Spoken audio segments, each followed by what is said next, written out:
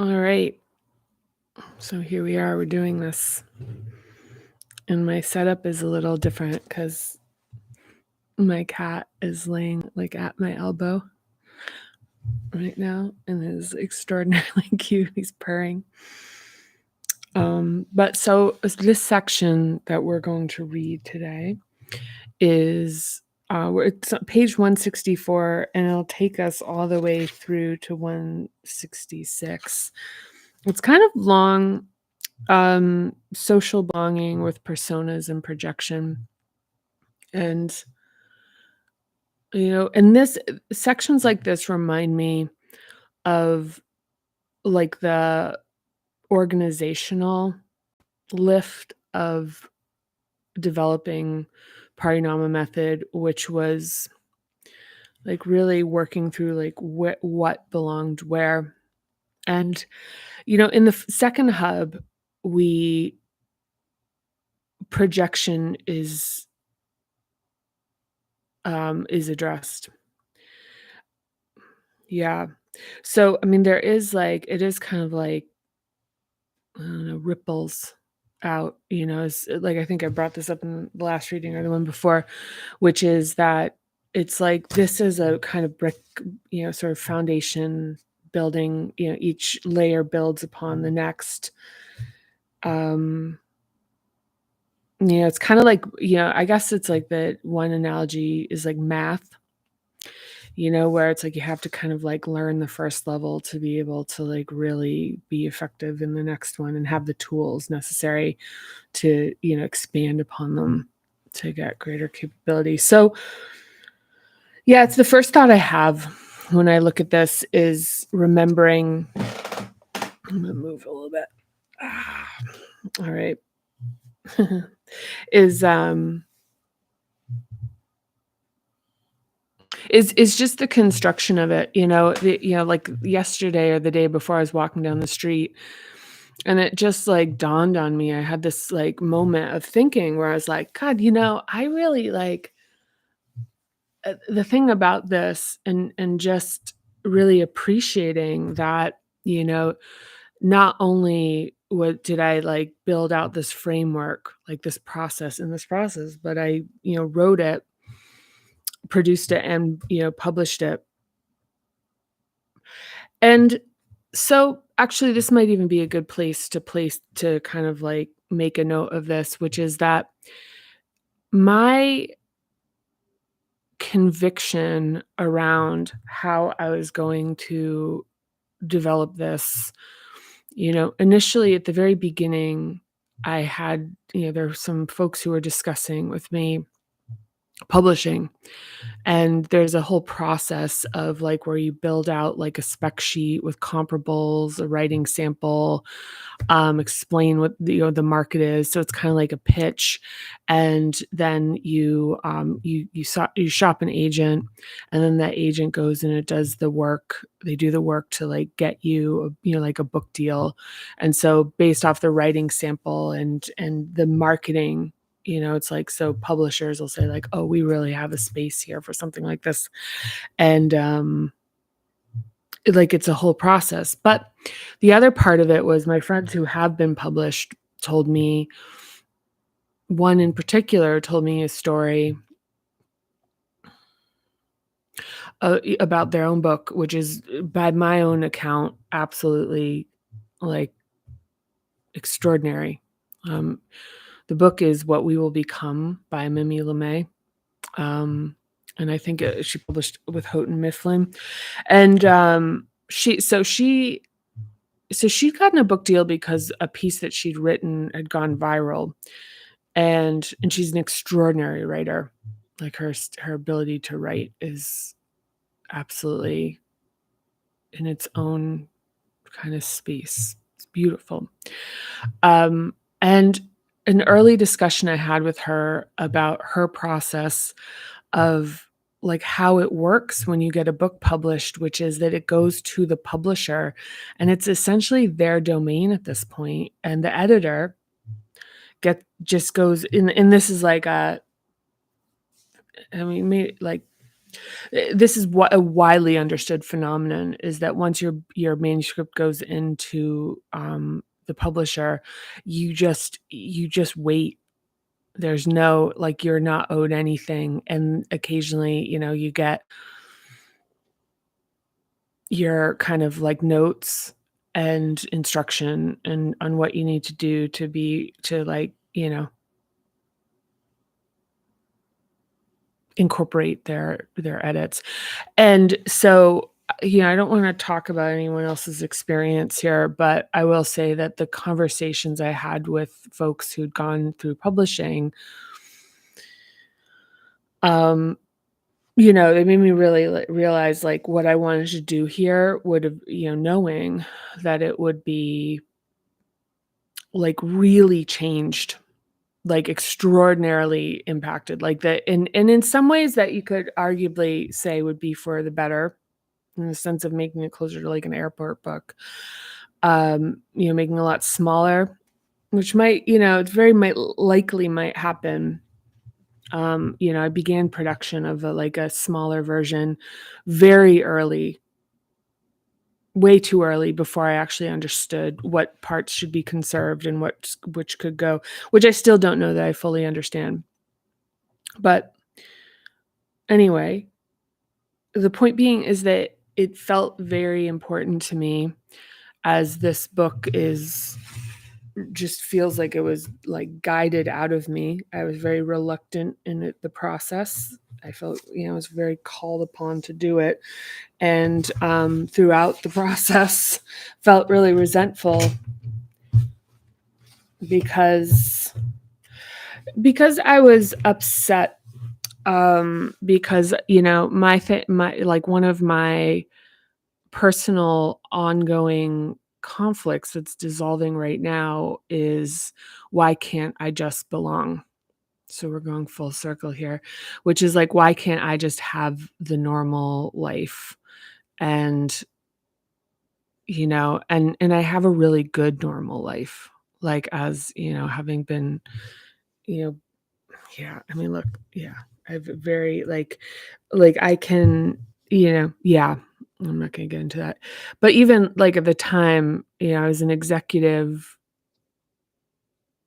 I really liked the team I built. I didn't like the company I was in.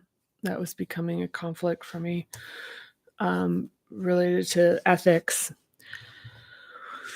But there was like a squeezing feeling that was like that I had to write this. So, but the sense that I had to write and create this and produce it, it like kind of like by a very, like, it had its own sort of impetus for what it wanted to be, and it came through in the process. And so some of this, when I say like finding the places to put stuff, it was like the order of operations. It was like the kind of downloads would come. It would be like, okay, here's the thing, and then and there'd be some stuff that's shifting around in there. So yeah, what am I getting at here? Yeah, well, I guess one of the things I'm getting at is it was an extraordinarily expensive project, It's like a small home, and,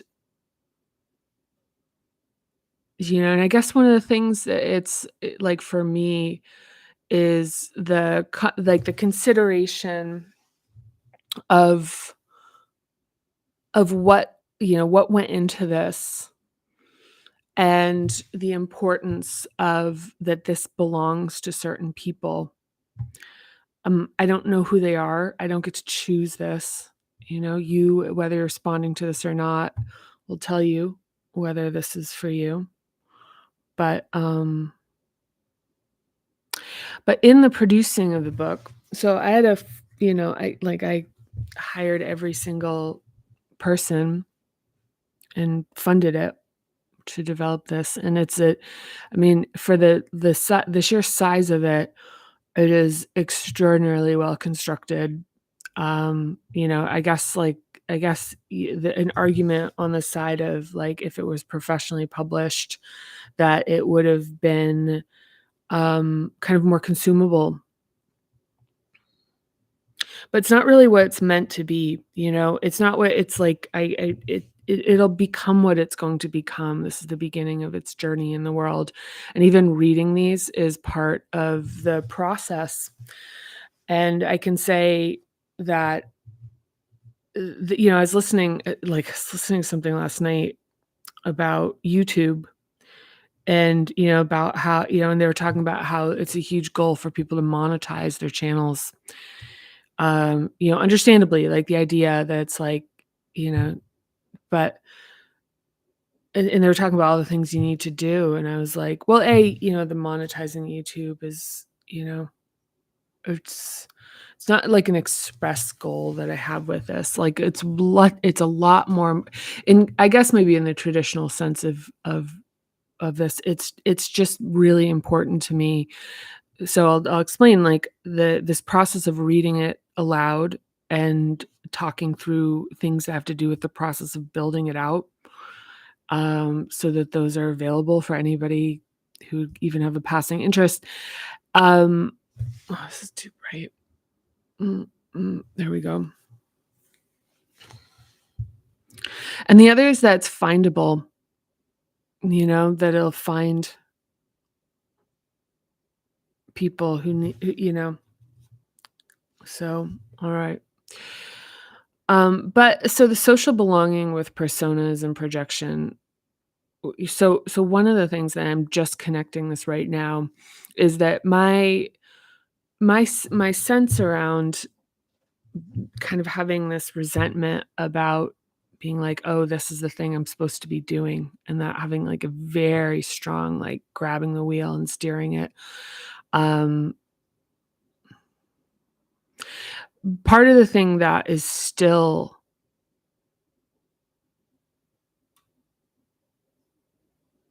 and it's odd because it's like I've already done it and I'm still just reconciling it, is the giving up of a persona that I occupied for like 20 years, you know, of being you know, a professional, you know, eventually an executive. And yeah, and shedding that and the complexities of like of limiting beliefs, you know, around that, like and limiting just belief systems about what I am giving up, what I'm giving up by like really, really, really actively surrendering this, which is like it still has a little like sort of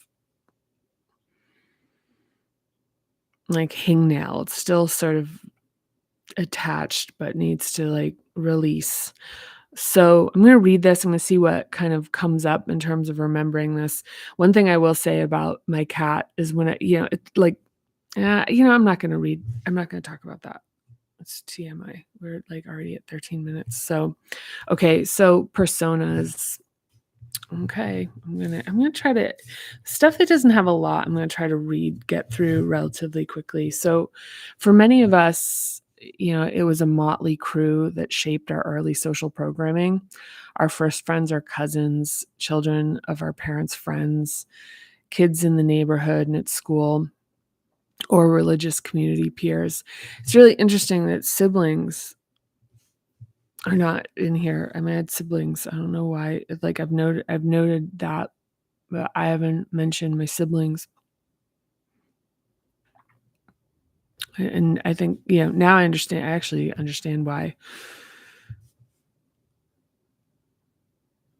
Especially, yeah, especially my brother. I think that there's, you know, like when you come up in challenging circumstances, that connection can be sad, you know. So, okay, so we're so malleable and open in our early years that it only takes a few bizarre or mean comments from other kids to leave us fixated, and sometimes the desire to prove them wrong persists into adulthood. When kids have practically no authority to change their social environment, the primary coping mechanism is to change themselves. In the early years of friendship, cliques play a significant role in socialization. sometimes with hurtful games of belonging and exclusion. As we grow older, and if our fourth hub grows its capacity for self worth and considerate connection with others, these tribal games and their associated pressures tend to relax. But in the twilight of initial development, these games can get overwhelming for a child. The agony and the ecstasy of a new social connection, or even the rebirth of an old one, is energizing and exciting. In kindergarten, the excitement of new friends filled us with emotion and energy. And when we'd return home and try to describe our new friends using our limited vocabulary, we'd struggle to do our adoration justice. In the glow of new love, platonic or otherwise, life is amplified. The sky looks bluer, the grass greener, and we wake up excited to meet the day. As social creatures, we want to hold on to these incredible connections, so we begin to adapt ourselves. We diminish and amplify parts of ourselves to make relationships work. We develop personas.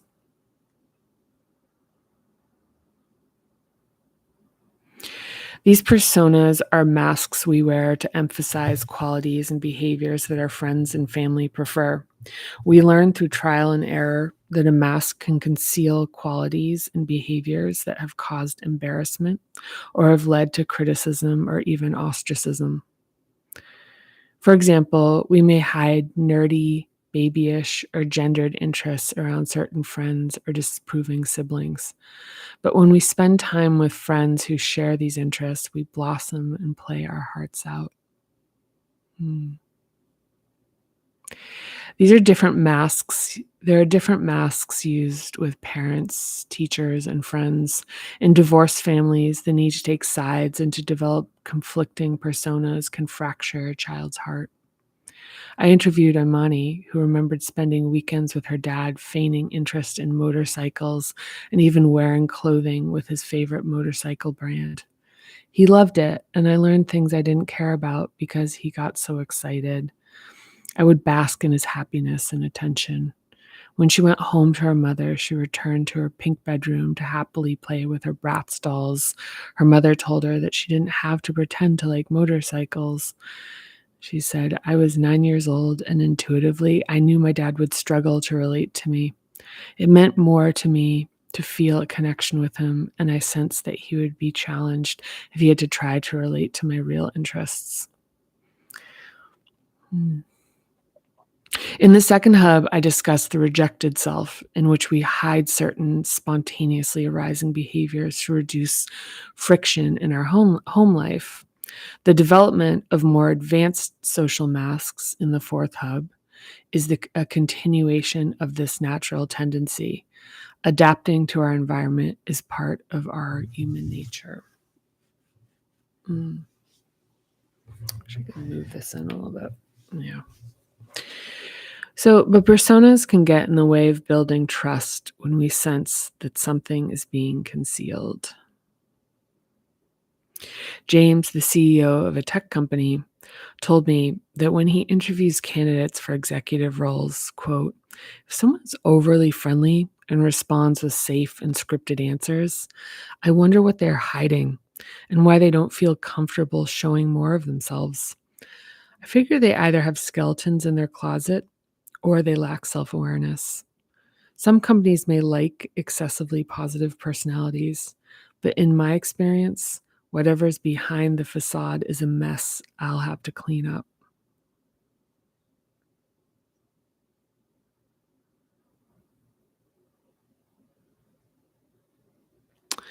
Yeah, let's see. Yeah, even to speak a bit more to that from business is so it's interesting because the notion that having a persona that is really pleasant is what will make us effective professionally. And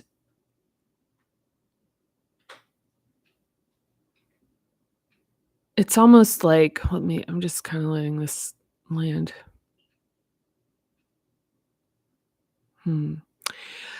Yeah, it actually has a lot, yeah, like, to be effective, it has a lot more to being responsive, like, pleasant, and being friendly and upbeat and, sort of happy, and very surface and concealing vicissitudes to an extreme extent of always being sort of like, the thing is it's being observant and responsive to other people, reading their mood and being responsive to that, but also being honest in a way that is, like, constructive and self-aware. People are like, "My product solves absolutely everything." I mean, there's some buyers that will be like, "Great," but most, especially when you get to selling at a higher level, they want you to help them do the work of figuring out whether something is going, like seeing around corners, because 'cause they're going to figure it out. They're gonna go do the diligence to figure it out one way or the other by talking to other people. So you can actually, in many cases, um, shorten a cycle by being honest, because if you tell the truth about things where you say, like, "Look, this is not a strength of ours right now. We're really best suited for this, but here we are very strong. Like, this is what we're very good at. This is like, these are the results that have been happening. These are the outcomes. This is what happens when people use this." When you have that discussion, it's really believable, but, like, when everything's great and you have an answer for everything, it just creates distrust, and the thing is that, doing business, this might not be that interesting for people, but it is about creating a relationship and a partnership. People say, "I'm great at relationships," and it's like, it's not small talk. Relationships aren't small talk. Relationships are, will you be there when it goes down? When, like, do you have the character? Like, when your product has issues, are you gonna, like, am I gonna be able to pick up the phone? Is there gonna be accountability here? Are you gonna tell me the truth? Yeah. So you can build extraordinary relationships in business, just being matter of fact about it, not being emotionally loaded. It's like, yeah, this is not where we are strong, but yeah, I'm glad you asked about that, because if this is important to you, it's a consideration that, and so, it's my understanding this is the larger, um, like, facet, like, to point and saying, like, "Look, we're," if my understanding that this is the thing you're trying to do, this we can do. This is, this other part probably gonna need a workaround. So I'll continue reading. So the personas we adopt contain gender expectations such as the unemotional big boy or the polite, sweet, nice little girl. For example, a 5-year-old boy is told to stop crying. You're too old for that, when crying is a developmentally appropriate response to disappointment or nervousness. This is like an epidemic. Like, the thing, this is an epidemic, and I don't know if, like, I get the sense that people are parenting right now, um, with more, like, certain people are parenting with more consciousness around this,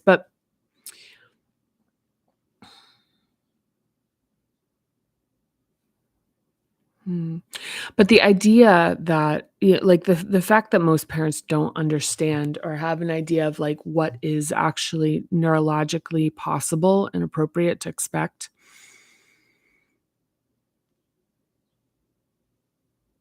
Yeah. It's, like, incredibly difficult for a little boy.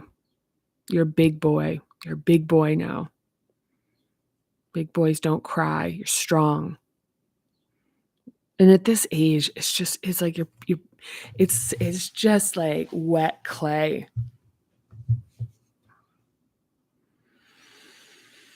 Hmm. A little girl of the same age may be allowed to cry. In fact, she may even be comforted. As adults, men who cry or who become openly sad or hurt can be accused of crying like a little girl or are encouraged to stop by being told to put their big boy pants on. This gendered ridicule doesn't just happen at home. Even if parents support the expression of emotions, regardless of age and gender, peers may laugh at a tearful response and or may genderize their ridicule. This can be both a painful embarrassment for the child and emotionally difficult for parents to navigate. So that's a little bit on personas. Certainly more could be said on them, but as like a container for the various components of a hub, that's what we've got here. So projection.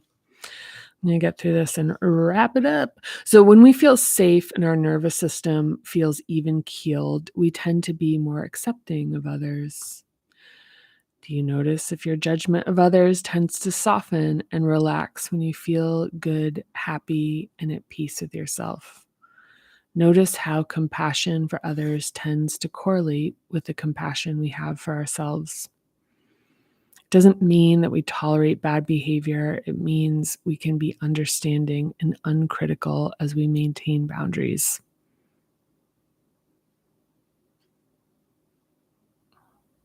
I'm going to reread this. So, notice how compassion for others tends to correlate with the compassion we have for ourselves. It doesn't mean that we tolerate bad behavior. It means we can be understanding and uncritical as we maintain boundaries. As adults, we get the chance to shape our environment, choose our friends, and decide where we spend our time. We can begin the process of recovering the hidden self by watching where we have strong reactions to people who are minding their own business. Often people openly express some aspect of what we've concealed, even from ourselves. So we can begin the process of recovering the hidden self by watching where we have strong reactions to people who are minding their own business, often people openly expressing some aspect of what we've concealed, even from ourselves. Yeah, I think people have a knowledge of that, at least a passing knowledge of that. You know, I think it's like, I think that's just like the thing, as mentioned in the chapter 5 for the second hub, which is like the sense of like that's not fair that they get to do it. But there's like a bunch of, you talk about like belief systems that are formed as rationalizations for reflexive action. That's a reflex, the reflex to see someone and think, like actually like in like have the shaming or have the criticism that was levied upon us, and now we're using that. And if it's very active, if it has a lot of juice, it's like, love, it's just something to pay attention. It's like that's a place to excavate. Hmm. So when harmless behavior in others makes what harmless behavior in others makes you feel uncomfortable? The rejected self, relegated to the subconscious, will keep knocking on the door of our conscious mind through dreams and intense feelings of disgust, rejection, and fixation when we see our hidden qualities expressed in others. In Shakespeare's Hamlet, Queen Gertrude says, "The lady doth protest too much," referring to the play character's exaggerated reaction as an admission of guilt. "I know you are, but what am I?" is a response to as a response to an insult gets straight to the point of calling out insults as projections. How could this schoolyard defense persist, be passed down through generations unless it spoke to a deeper truth? Like, so somebody says like, point something out about you, and the answer being like, "I know you are, but what am I?" It really is. It really is like like honestly, it really I mean, it's so much it really is a lot better than the stuff that we use as adults, or at least that I'm aware of, you know?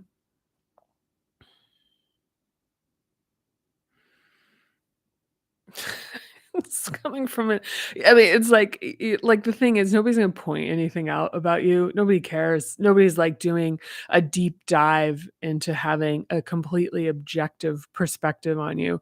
Nobody's looking at you and going, like I'm really gonna like separate from my absorption in my own experience, reflexes, beliefs, like, reality. I'm going to separate that completely. And with clear eyes, I'm going to look at this individual and I'm going to like see them and I'm going to look into them and I'm going to make an observation and I'm going to say it to them with great cruelty. Like, with great cruelty. It's so nuts. It's like nothing. I mean, it is like even the thing about like walking down the street and being worried about like what somebody's gonna think of you. They can't see you. All they can see is something about you that is something they're trying to reconcile, you know? I mean, even the thing about living one's life, there's a certain aspect of avoiding criticism that's related to the fourth hub. Not all aspects of personas are, there's stuff about safety, you know, but like the thing is this projection thing. I maybe I'll just keep reading. It's just hilarious. I mean, it really is kind of a funny thing. I remember, when I had a very formative experience when I was young. There was this really kind of like buoyant, flamboyant, joyful, like super, just really tall and just always like totally decked out. And I was in a small town and just he's always cheerful and delightful. And people just would go off on him, And I remember seeing so clearly through that example that it's like how people treat you says so much more about who they are than who you are. And even when it comes down to like our emotional budget, when we're overspent, and this is in Parinama school, week 3 is that when we're overspent, it's like this capacity in all of us is exacerbated, which is to lean into these protections and projections. Because the thing is, in some ways, a projection is also like a protection because what we're trying to do is protect ourselves. And the only thing that we know hurts is the stuff that hurts us. So it's like, like reaching into that, somebody like, you're really fat. You're just like, well, now I know what's really hurts you, or if it's you're really, I don't know, whatever. Yeah. So, mm, mm, yeah, I know you are, but what am I? It's really funny. It's really funny. Here, let's give a gong for that. Okay. So when we see a stranger, what we choose to see is an expression of our own worldview.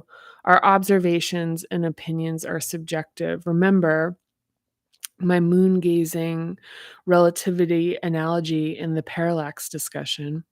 Looking at the moon with the naked eye, it can seem enormous. Looking at it in a photograph, it can seem very small. See chapter 3. What we focus on expands, and when we focus and fixate on things we don't like, perhaps it's a knock on the door from the hidden self attempting to reveal itself. And keep in mind that how others treat you also improves projection. Oh, also, I was going to say improves. And keep in mind that how others treat you also involves projection. People who cheat tend to accuse others of cheating. Liars accuse others of lying.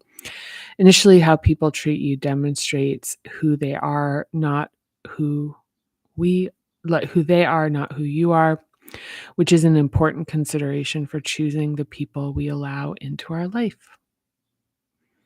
But especially because we're social and connected beings, the folks we surround ourselves with influence who we become. Yeah.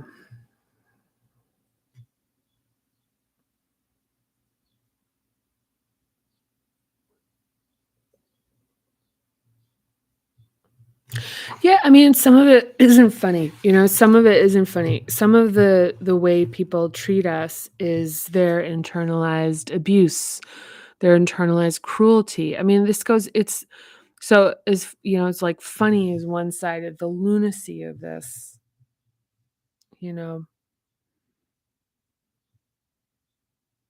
There's that. But with this methodology, I'm prompting you not to try to understand other people. So this idea of like, what are other people thinking? You will never know.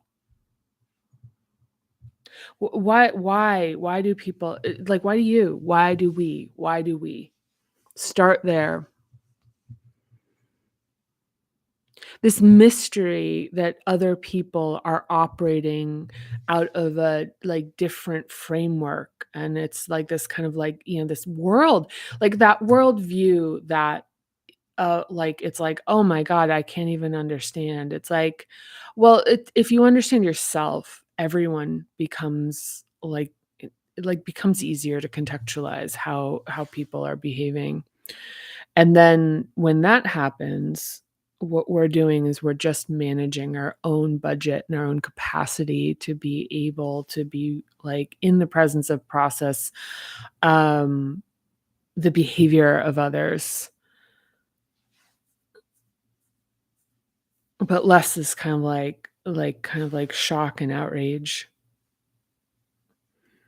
Yeah. Mhm.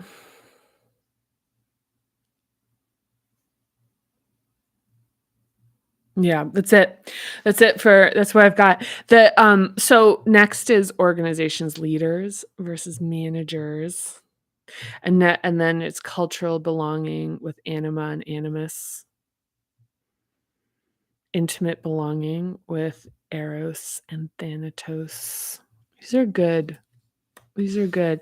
It's interesting, for me reading these right now, and then with belonging to yourself with self-acceptance and self-love, belonging to the natural environment. Oh, yeah, this is yeah, yeah, this is all in here, and then conflict, and then we go to interruptions and stressors. It's interesting that what I'm experiencing right now is reading this feels really different, and that's been part of this experience. It's been, like, of what I'm getting out of this is understanding that for me, I spent so much time every section spent, like, a lot of time in the consideration of it, in the researching it, the reading the books, the contemplation of it, shifting around, the editing it, the working on it, um that it is I can see 'cause sometimes people ask me questions and I'll think like, "Huh, you read it." And just reading through it, you can see how it's like there's so much density. And it's like some sections have a lot of like point after like sort of boom, boom, boom, boom, boom, that it's understandable that some of them could kind of like go kind of be like water under the bridge, which is also part of how to you understand this book is not that it's like you can read it once and that's that. It's using it differently. Like, sure you can read it cover to cover, but it's just a resource that's available for you, when you need it. And that I still read the sections and I still experience um I still experience different things in them. They shift and different things, like, different parts of it come forward more than others. Mm, yeah. It's like, so it's kinda like in the very beginning of the book, if you remember, like, the notion of the oil slick, which is like you're looking at the same material and it keeps shifting and revealing different aspects of itself, so okay. So that's it. Okay. Thank you so much. I'll see you next time. Bye.